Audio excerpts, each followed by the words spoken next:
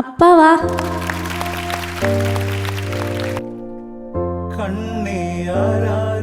ഇങ്ങനെ ഒരു വേദിയിൽ എന്നെ കാണണമെന്നും ടി വിയിൽ കാണണമെന്നും അപ്പൻ ഒരുപാട് ആഗ്രഹിച്ചിട്ടുണ്ട്. അപ്പം മാത്രമല്ല അമ്മയും ആഗ്രഹിച്ചിട്ടുണ്ട്.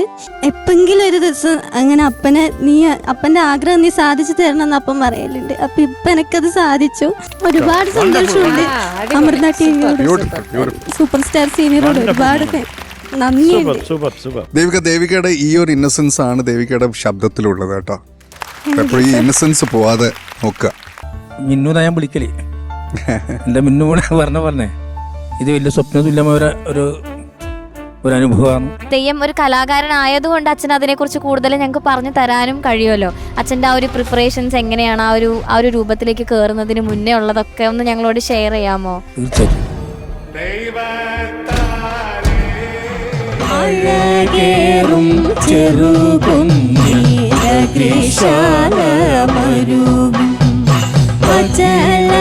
പുത്രിയാളം